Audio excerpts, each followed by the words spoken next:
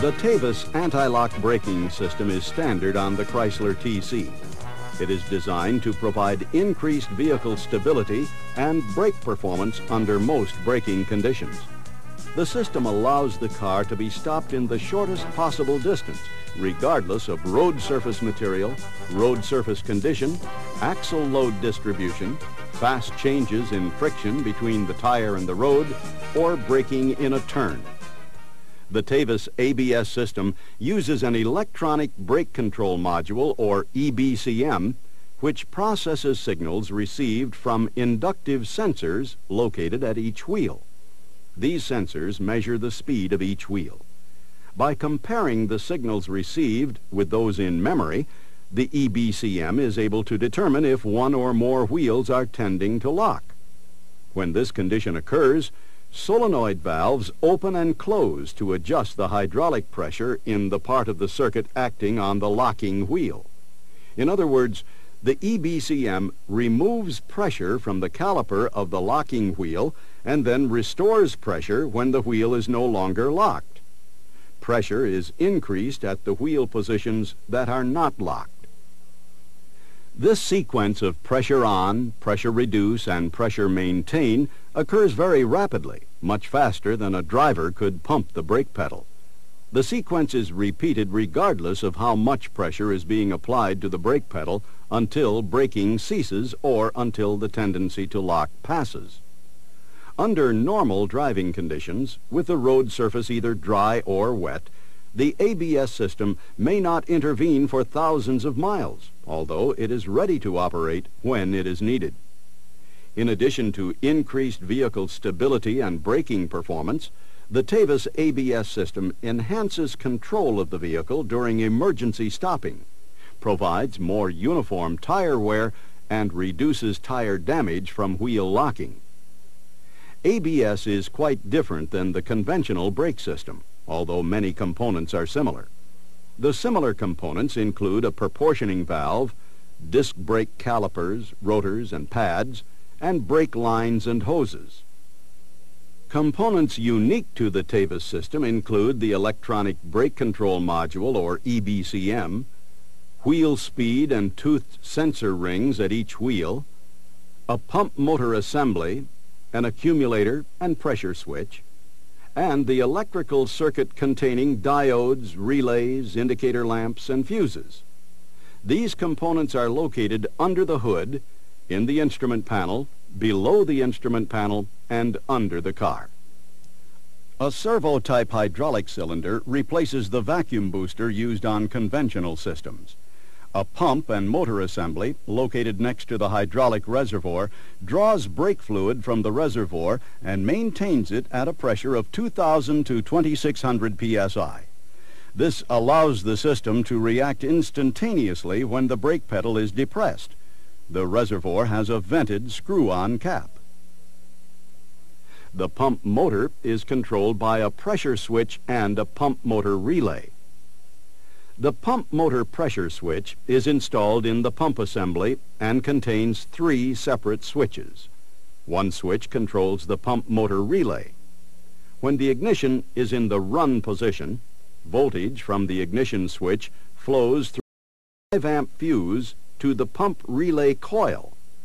The relay coil ground circuit will close the contacts below a specific hydraulic pressure and will open when a specific pressure is exceeded. When the contacts close, the relay coil closes the contacts in the pump relay. The battery voltage is then delivered from a fusible link to the pump motor through a 30-amp fuse, causing the motor to run. The second switch in the pressure switch assembly monitors low brake system pressure and illuminates a warning light when a minimum pressure is not achieved. The third set of contacts in the pressure switch will illuminate the ABS warning light in the instrument panel when a minimum pressure is not achieved. The accumulator is on the high pressure side of the pump and motor assembly. Caution. Because hydraulic fluid is stored under very high pressure in the accumulator, care should be taken to release the pressure before servicing the ABS system. This is done by pumping the brake pedal at least 20 times until it becomes very hard. Hydraulic pressure in the accumulator serves 4 functions.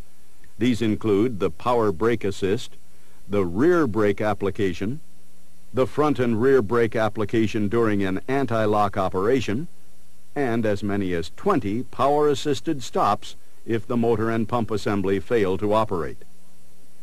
If pressure is lost in the system, there will be a loss of the power assist in the front circuits and no rear brake operation. The front brakes will continue to operate, although brake pedal force and stopping distances will be greater. The accumulator is serviced by replacement, separate from the pump and motor assembly.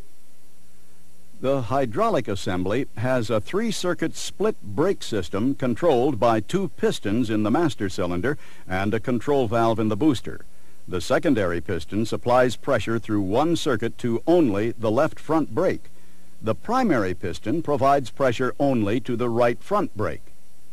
The main valve, which is controlled by the EBCM, allows the booster pressure to enter the front brake circuits during an anti-lock operation. The entire master cylinder and booster assembly is serviced by replacement. The hydraulic booster assembly is part of the master cylinder. A control valve in the booster modulates brake line pressure for 3 functions, including the power brake assist, rear brake application, and front brake circuit operation during anti-lock braking. When the brake pedal is depressed, a push rod transfers the motion to the booster, which then applies the brakes. The push rod and its attaching bracket assembly are serviced by replacement. The valve block contains 3 sets of valves. There is 1 pair of inlet and outlet valves for each hydraulic circuit: left front, right front, and rear. These are the valves which modulate pressure in the circuit to prevent wheel lockup. A 7-pin electrical connection is used by the EBCM to monitor and control the position of these valves. Under normal operating conditions, the inlet valves are open.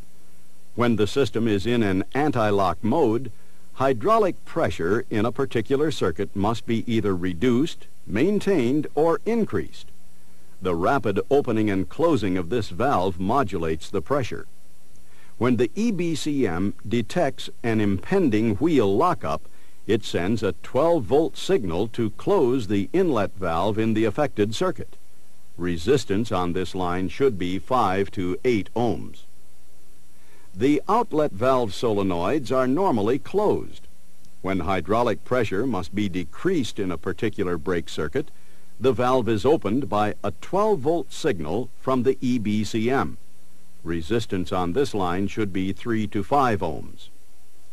In addition to the Teves hydraulic components, the ABS relay bracket, as well as the relays and fuses, are also located under the hood. The main relay supplies the EBCM with battery power needed to operate the valve solenoids during ABS operation. The relay also provides the instrument panel warning light with an alternate ground should the EBCM fail to operate. The front sheet metal ground provides the ground for several hydraulic unit electrical components, including the main valve, pressure switch, valve block, and fluid level sensor. The main relay is also grounded at this location. The positive junction block contains a fusible link which powers the 2 30-amp main relay and pump motor relay fuses. The pump motor and the front wheel speed sensor connectors are grounded at the EBCM. The brake system includes 2 warning lights in the instrument panel. A red light indicates either a reduced braking ability or parking brake engagement. This light cannot be illuminated by the EBCM. When the amber ABS light comes on, the Teves system is either partially or totally out of operation. If the amber light is on without the red brake warning light coming on, Normal power-assisted braking operation is possible, although the ABS system will not function properly. Several electrical connections are positioned behind the instrument panel. A 6-way connector from the EBCM controls the amber anti-lock light, the system diagnostic link, the ignition switch run, the brake switch, and grounds from the fluid level sensor and pressure switch to the red warning lamp. There is also a 2-way connector behind the dash. This connects the ignition switch to a 5-amp fuse in the pump relay coil and another 5-amp ABS fuse in the EBCM circuit. This fuse protects the EBCM and will deactivate the ABS system if it is blown. A diode in the circuit protects the EBCM from damage by high current flow when the main relay is activated, and the EBCM grounds to illuminate the amber anti-lock light. This diode also provides a path to ground for the anti-lock light through the main relay when the relay is deactivated. The brains of the Teves system, the electronic brake control module, is located behind a panel on the right side of the passenger footwell. A screw hidden by the carpeting fastens the panel to the body. The EBCM monitors the entire ABS system and controls the operation of the system when it is required. The EBCM relies on inputs from each of the 4 wheels and feedback from the hydraulic unit to determine if the ABS system is working properly.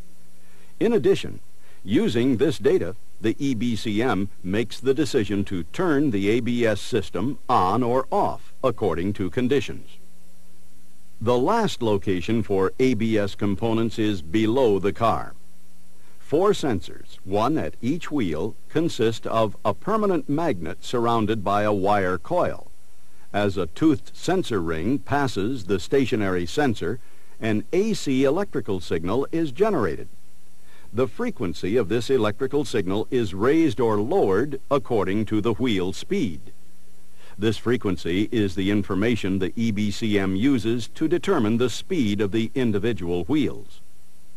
The front wheel speed sensor toothed ring is mounted on the outer CV joint of the drive shaft. An aluminum bracket bolted to the steering knuckle holds the sensor. If this sensor is ever removed, it must be coated with an anti-corrosion compound before reinstallation. A 36/1000ths gap between the sensor and the ring should be maintained. Move the aluminum bracket to adjust the gap. At the rear wheels, the toothed sensor rings are inside the hub and bearing assembly. The speed sensors are housed in the suspension knuckle. The rear wheel speed sensor harness connectors are behind the wheels on the left and right body support rails. Under most circumstances, the ABS system is not in operation.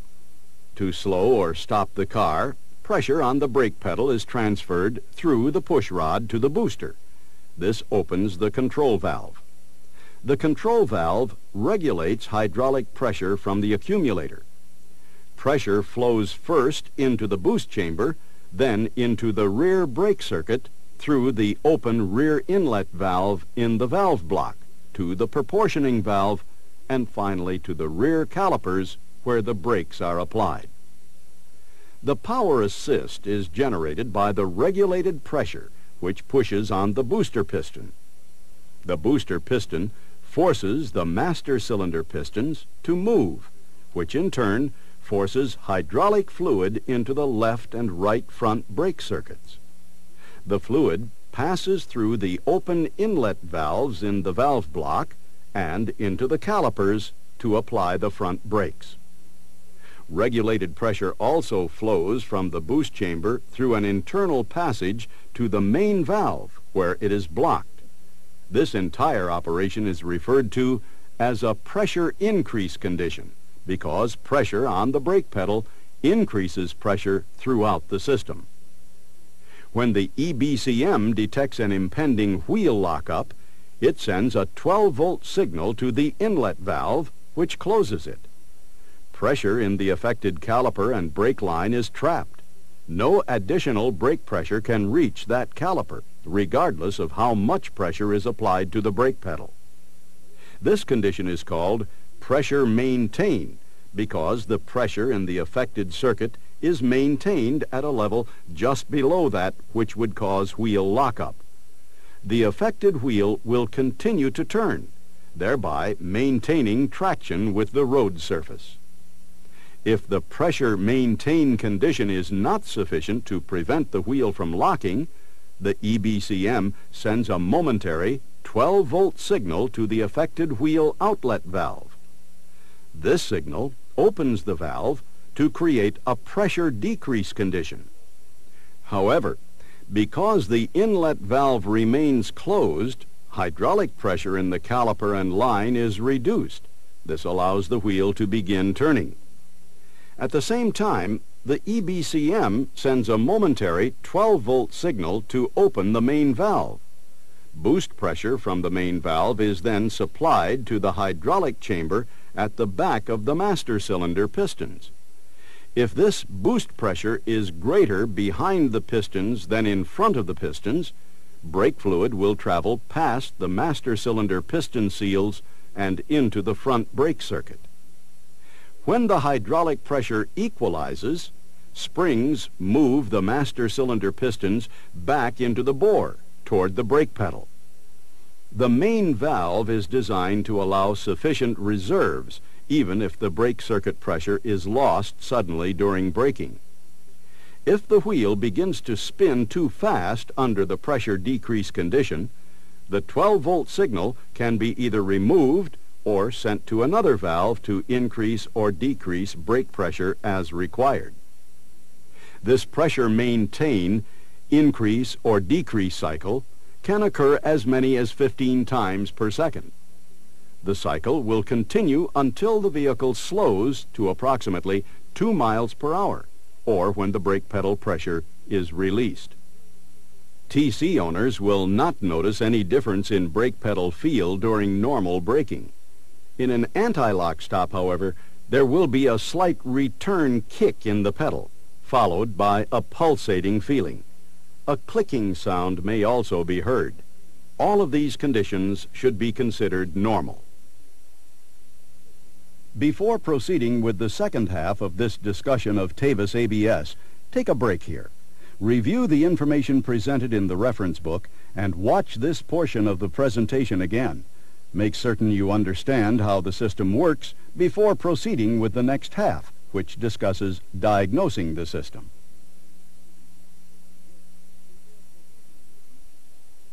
Although the Teves ABS system appears to be complex, diagnosing and servicing repair problems are probably easier than you may think.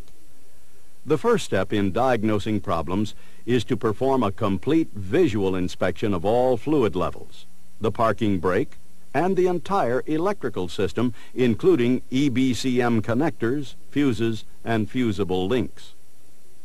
The two amber and red warning lights are important signs of electrical failure. If the amber anti-lock light is on and the red brake warning light is off, a failure in the electrical system is indicated. Diagnosing an electrical problem is performed by replacing the EBCM with a service module.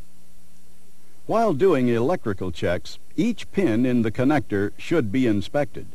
All pins must be straight. Never probe the connector directly, as it may damage the pins. When diagnosing the hydraulic system, the two warning lights are again important. When both lights are on, either a loss of boost pressure or hydraulic fluid is the probable cause. Refer to the appropriate section of the service manual and follow the diagnostic decision trees to locate the fault. One of the most important diagnostic procedures you should follow is to verify the customer's complaint before choosing a mode of repair. For example, there is a distinct difference between a pedal which goes to the floor because of internal or external leaks and a hard pedal caused by a loss of boost. The customer may not be able to tell the difference. To verify the customer complaint, you may have to test drive the car.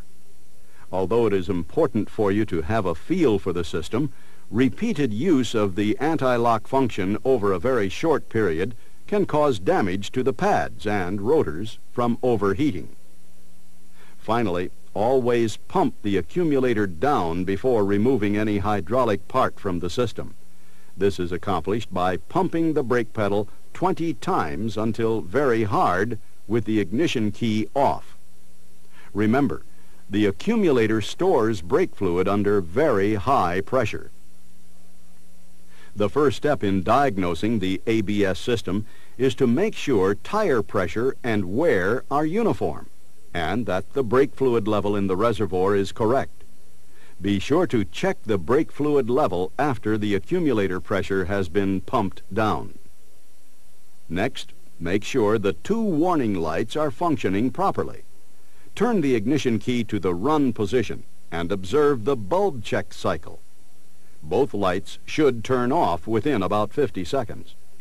The pre-test of the hydraulic system starts with an inspection of all 4 brake assemblies.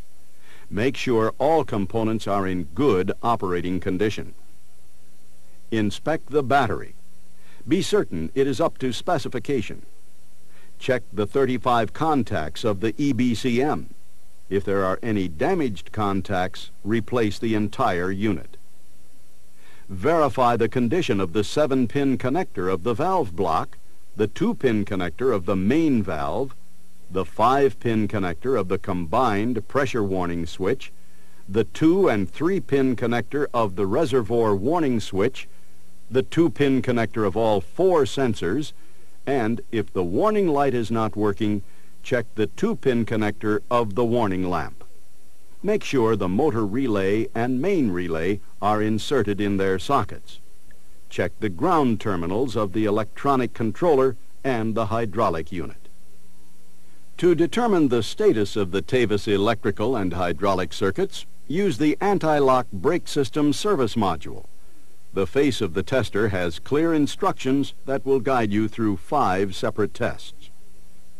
Disconnect the wiring connector to the EBCM and attach it to the service module cable. Attach the other end of the cable to the tester connection on the module. Begin with test 1. With the module power switch off, turn the ignition key to the on position. When the pump stops and the instrument panel bulbs have cycled through their check, the ignition light and the anti-lock light remain on.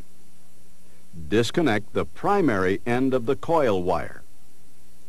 Turn the ignition key to the start position.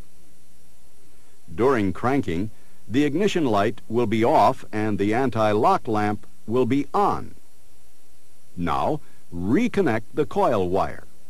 The ignition key should be in the on position. Turn the module power switch on. All of the lights in test 1 wiring check should be on. Any light that is not lit indicates a fault in the circuit. Test 2 checks the condition of the speed sensors. Begin with the ignition key on and the module power switch on. Select the wheel sensor to be tested with switch A. Push and hold the speed sensor test button. Now rotate the selected wheel 1 turn per second. If the speed sensor is functioning properly, the light will come on. Repeat test 2 for the remaining wheels. The condition of the main valve is checked with test 3. With the ignition on, apply moderate pressure to the brake pedal. Push the main valve test button. The brake pedal will spring back slightly and the pedal effort will increase. If it doesn't, the main valve is bad and the booster master cylinder assembly must be replaced. Test 4 checks all of the wheel valves. With the ignition on, press on the brake pedal slightly. Select the wheel circuit to be tested. That wheel will be locked. Push the wheel valve test button and hold it for a maximum of 45 seconds. The selected wheel should now rotate. The wheel valve overheat light will come on if the test button is held too long. Look at the brake pedal. It should not drop to the floor. If the pedal does drop, or if the wheel does not rotate, that circuit is bad. Repeat the test at the remaining wheels. The final test is for the pump and accumulator. Start with the ignition off. Pump the brake pedal at least 20 times until pedal effort increases. Remove the accumulator and install the adapter. Then, reinstall the accumulator and connect the pressure gauge. Turn the ignition on. The gauge should read between 600 and 1300 psi.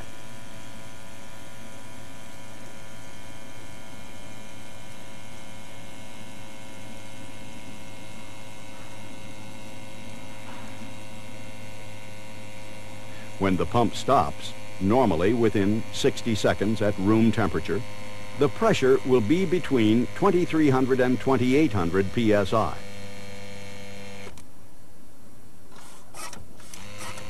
Pump the brake pedal until the pump starts working again. The pump should restart between 1900 and 2200 psi. Turn the ignition off and pump the brake pedal 20 or more times to relieve pressure. Remove the adapter and gauge and reinstall the accumulator. If any of the components tested by the service module require replacement, refer to the service manual for instructions. It may be necessary to bleed one or more of the hydraulic circuits. Before installing a brake bleeder tank and adapter, clean the top of the reservoir and the cap to prevent contaminants from entering the system. During the bleeding operation, frequently check the brake fluid level to make sure it does not fall below minimum, especially when acting on the rear calipers. Bleed only one caliper at a time. Attach a clear plastic hose to the bleeder screw and feed the hose into a clear jar containing brake fluid. Next, open the bleeder screw. After a large volume of fluid has been forced through the brake system, close the bleeder screw. An air-free flow in the clear plastic hose indicates a good bleed. Before bleeding the rear brake circuit, check the fluid level in the reservoir. Make certain the reservoir has sufficient fluid in it before turning on the pump. Next, turn the ignition key to the run position. The pump motor will run and shut off when the system is pressurized. Attach a clear plastic hose to the bleeder screw at one rear wheel and feed the hose into a clear jar containing fresh brake fluid. Open the bleeder screw and hold the brake pedal lightly depressed until fluid free of air bubbles flows into the jar. Then tighten the bleeder screw and remove the hose. Repeat the procedure at the other rear wheel. Then check the pedal for travel. If travel is excessive or has not been improved, not enough fluid has passed through the system to expel all the trapped air. This concludes part 3 of this videotape presentation.